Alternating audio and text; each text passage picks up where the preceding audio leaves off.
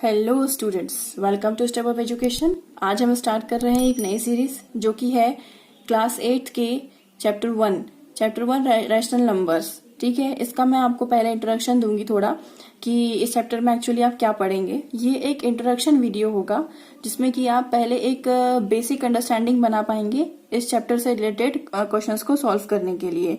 तो rational number इस chapter का नाम है, जिसको कि हम हिंदी में कहते हैं परिमेय संख्या। क्या होता है?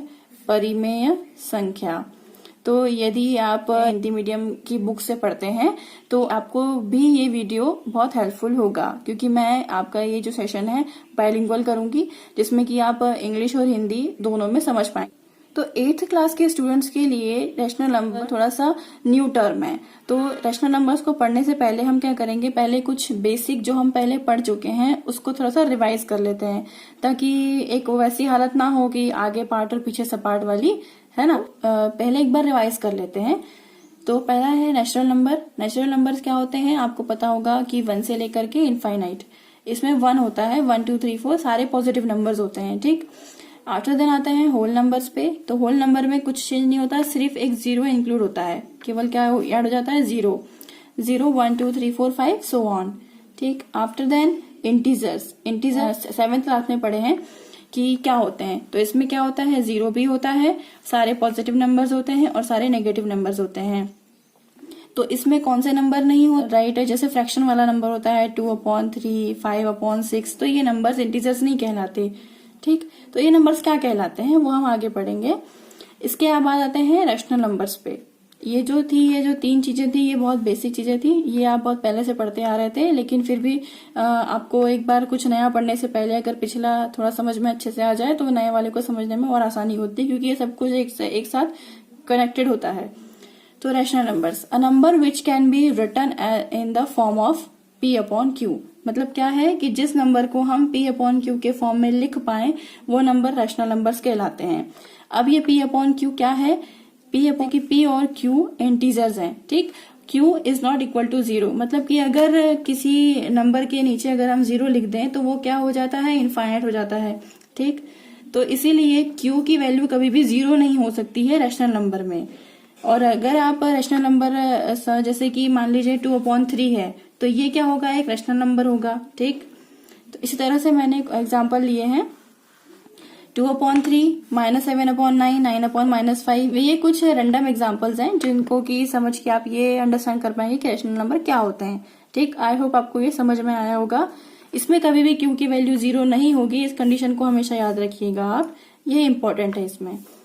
अब हम इसमें से कुछ रैशनल नंबर्स को सॉल्व कैसे करना है, उनकी कुछ प्रॉपर्टीज हम इसमें समझेंगे इस वीडियो में। तो सबसे पहली प्रॉपर्टी है how to add 2 rational numbers. मतलब कि कोई भी अगर 2 रैशनल नंबर है तो आप उनको ऐड किस तरीके से करेंगे हम वो देखेंगे।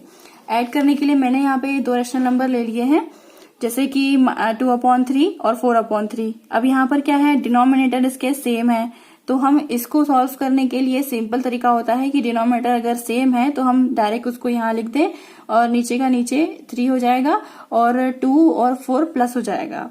डिनोमिनेटर सेम है तो हम सिर्फ इसको एक बार लिखेंगे, 3 + 3 नहीं करेंगे, ये आप ध्यान रखिएगा। क्योंकि हम क्या करते हैं, नीचे जो डिनोमिनेटर होता है उनका एलसीएम लेते हैं। तो 3 और 3 का अगर हम एलसीएम निकालेंगे तो क्या आएगा? 3 1 जा 3 और 3 1 जा 3, तो क्या आया? केवल 3। इसीलिए हम इसको 1 टाइम लिखेंगे, 2 टाइम्स नहीं लिखेंगे। 3 आ गया और 2 और ऊपर के जो है न्यूमरेटर वो दोनों क्या हो जाएंगे? डायरेक्टली प्लस हो जाएंगे। 2 + 4, तो क्या आ जाएगा आपके पास में? 2 और 4 हो जाएगा 6 और 6 के अपॉन में आ जाएगा 3 इज इक्वल टू। अब यहाँ पे 6/3 इसका स्टैंडर्ड आंसर है, लेकिन अगर हम इसको शॉर्टेस्ट फॉर्म में अगर सॉल्व करना चाहें तो 3 1 जा 3 हो जाएगा और 3 2 जा 6 हो जाएगा, इस तरीके से। तो हमारे पास आंसर आ जाएगा 2। लेकिन ये भी क्या है? ये भी रैशनल नंबर ही है 2, क्योंकि ये 2 के अपॉन में कुछ नहीं, मतलब कि 1 है। ठीक है, तो 2 3 4 जो रैशनल नंबर है ये भी सारे रैशनल नंबर ही है, क्योंकि इनके अपॉन में अगर कुछ नहीं है मतलब कि 1 हम इसके अपॉन में लिख सकते हैं। ठीक, तो ये है सेम डिनोमिनेटर को प्लस करने का तरीका। अब हम नेक्स्ट देखते हैं कि डिफरेंट अगर हो डिनोमिनेटर तब उसको सॉल्व कैसे करना है। जैसे मैंने यहाँ पे सेकंड एग्जांपल लिया है 1/3 + 9/7। अब यहाँ पर क्या करना है आपको? मैंने क्या कहा था पिछले क्वेश्चन में भी कि नीचे जो डिनोमिनेटर है उनका हमको क्या लेना है, एलसीएम लेना है। तो हम यहाँ पे 3 और 7 का एलसीएम लेंगे। और एलसीएम लेने के लिए क्या करते हैं, हम 2 से देखते हैं पहले। 2 से डिवाइड नहीं हो रहा है तो हम 3 लेंगे। 3 1 जा 3। अब 7 भी पूरा पूरा डिवाइड नहीं होगा तो 7 का 7 एज इट इज आ जाएगा।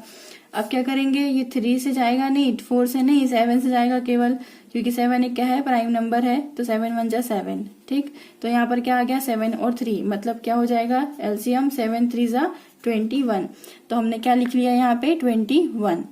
ठीक, अब इसको सॉल्व करने के लिए सबसे पहले हम क्या करेंगे, जो हमारा एलसीएम आया है 21, इसको पहले वाले डिनोमिनेटर से डिवाइड करेंगे। ये ध्यान रखेंगे कि 21 को इस पहले फ्रैक्शन के डिनोमिनेटर से डिवाइड करेंगे और उसके न्यूमरेटर से मल्टीप्लाई कर देंगे, मल्टीप्लाई बाय 1। प्लस का प्लस, फिर क्या ले, अब इसको सॉल्व करना है हमको सेकेंड वाले फ्रैक्शन को। तो 21 जो आपका एलसीएम आया 21, इसको डिवाइड करेंगे सेकेंड वाले फ्रैक्शन के डिनोमिनेटर से, इस 7 से, और मल्टीप्लाई कर देंगे उसके न्यूमरेटर से, मल्टीप्लाई बाय 9। अगर आपको ये समझ में नहीं आया तो वीडियो को रिवाइंड करके जरूर देखना, आपको समझ में आएगा। अब इसको सॉल्व करना तो बहुत इजी है। 21 को हम क्या कर देंगे, 3 से डिवाइड तो 7 आ जाएगा और मल्टीप्लाई बाय 1, प्लस 21 को 7 से डिवाइड करेंगे तो 7 3 जा 21, तो 3 आ गया, मल्टीप्लाई बाय 9 अपॉन में 21। अब ये जो सॉल्व करने के चक्कर में ऐसा ना हो कि आप नीचे का डिनोमिनेटर लिखना भूल जाएं, ऐसा नहीं करना है, पूरा लिखना है और पूरे कॉन्सेंट्रेशन से इसको सॉल्व करना है। 7 1 जा 7 प्लस 3 9 जा 27। अब 27 और 7 प्लस हो जाएगा तो कितना आ जाएगा, 34 और अपॉन में 21। मतलब कि यदि आप किसी भी दो रैशनल नंबर को प्लस करते हैं तो आपके पास में रिजल्ट भी क्या आएगा, एक रैशनल नंबर ही होगा। क्या होगा, एक रैशनल नंबर ही होगा। ये आपको हमेशा ध्यान रखना है। ये सीखा आपने कि किस तरीके से हमने दो रैशनल नंबर को ऐड किया। अब आगे हम देखते हैं नेक्स्ट प्रॉपर्टी। नेक्स्ट प्रॉपर्टी है how to find difference between two rational numbers. अब हमने यहाँ पे क्या देखा था, सम देखा था। अब हम यहाँ पे क्या देखेंगे, डिफरेंस देखेंगे। डिफरेंस में क्या होता है, 2/3 और -4/3 लिया है। ठीक, अब हमने कोई दो रैशनल नंबर्स का क्या निकालना है, डिफरेंस निकालना है।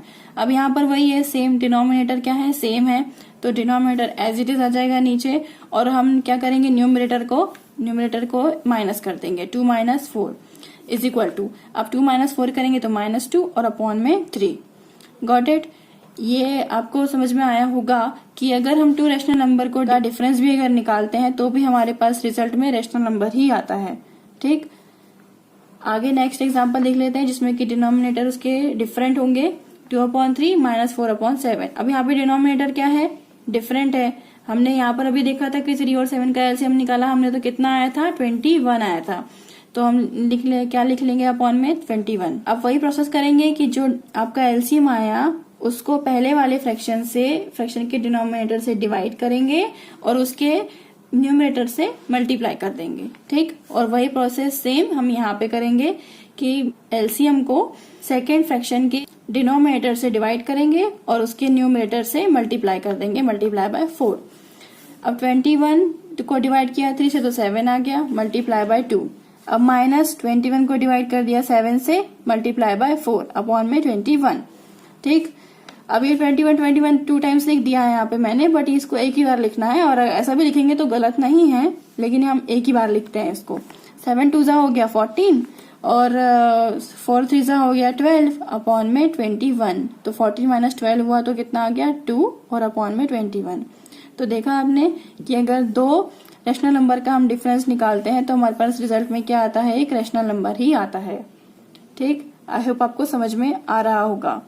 अब इसमें नेक्स्ट प्रॉपर्टी है how to find product of two rational numbers. कि अब हमको क्या करना है, यहाँ पे टू रैशनल नंबर का प्रोडक्ट निकालना है। पहले हमने एडिशन देखा, फिर सब्ट्रैक्शन देखा, अब हम क्या देख रहे हैं यहाँ पे, प्रोडक्ट मतलब मल्टीप्लाई कैसे करेंगे। तो एग्जाम्पल ले लेते हैं, -2/3 मल्टीप्लाई बाय 4/5।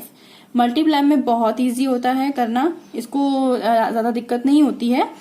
जैसे कि -2/3 है, यहाँ पर ऊपर का ऊपर में मल्टीप्लाई होगा, नीचे का नीचे में मल्टीप्लाई होगा। ये आपको ध्यान रखना है, क्रॉस मल्टीप्लाई नहीं करेंगे आपकी, 2 का 5 से कर देंगे, 4 का 3 से कर देंगे, नहीं, आपका न्यूमरेटर से न्यूमरेटर में होगा और डिनोमिनेटर से डिनोमिनेटर में मल्टीप्लाई होगा। ठीक, और साइन भी यहाँ पर ऐसा नहीं है कि किसी बड़े का आएगा या छोटे का आएगा। माइनस माइनस क्या होता है, प्लस होता है। अगर दो माइनस का मल्टीप्लाई हो रहा है तो प्लस आएगा, एक माइनस और एक प्लस का मल्टीप्लाई हो रहा है तो माइनस आएगा, एक प्लस और माइनस का मल्टीप्लाई हो रहा है तो क्या आएगा, माइनस आएगा। अगर दोनों प्लस का मल्टीप्लाई हो रहा है तो क्या आएगा, प्लस। ठीक, इस तरीके से आपको ये रूल्स को ध्यान रखना है और इन्हीं रूल्स को फॉलो करना है। 2 4 जा हो गया 8, 3 5 जा हो गया 15 और माइनस, और ये प्लस में है तो माइनस प्लस क्या हो गया, माइनस। तो माइनस का 8/15 इसका आंसर आएगा। Now second example is 3/7 multiply by 2/5 is equal to, आपको ऊपर का ऊपर में मल्टीप्लाई करना है, नीचे का नीचे में मल्टीप्लाई करना है। 3 2 जा हो जाएगा 6, 7 5 जा हो जाएगा 35। तो आपके पास सिंपल आंसर आ जाएगा 6/35। तो आपने देखा कि अगर हम किसी दो रैशनल नंबर का प्रोडक्ट भी करते हैं तो भी हमारे पास रिजल्ट में क्या आता है, रैशनल नंबर ही आता है। तो इस तरीके से आप इसको देख सकते हैं और समझ सकते हैं बहुत अच्छे से। नाउ अब नेक्स्ट टॉपिक है how to do division of rational number. पहले हमने क्या देखा, एडिशन, सब्ट्रैक्शन, देन देखा मल्टीप्लीकेशन, अब देख रहे हैं डिवीजन कि हम डिवाइड कैसे करेंगे। तो डिवाइड करने के लिए पहला एग्जांपल ले लेते हैं, -5/3 डिवाइडेड बाय 2/5। तो इसको सिंपली हम किस तरीके से कर सकते हैं, -5/3 जो पहले हमको दिया है उसको एज इट इज लिखो, और जो बाद में दिया है जिससे हमको डिवाइड करना है नंबर को, उसको इनवर्स कर दो, उल्टा कर दो, मतलब कि अपोजिट कर दो। जैसे यहाँ पे 2/5 है तो यहाँ पे 5/2 लिख दो। तो इज इक्वल टू क्या आ जाएगा, ऊपर का ऊपर मल्टीप्लाई, अब ये क्या में चेंज हो गया, मल्टीप्लाई में चेंज हो गया। अगर हमने इसका चेंज कर दिया प्लेस तो, है ना, तो ऊपर का ऊपर मल्टीप्लाई, नीचे का नीचे मल्टीप्लाई, -5 5 जा -25, 3 2 जा 6, तो ये आ गया आपका -25/6।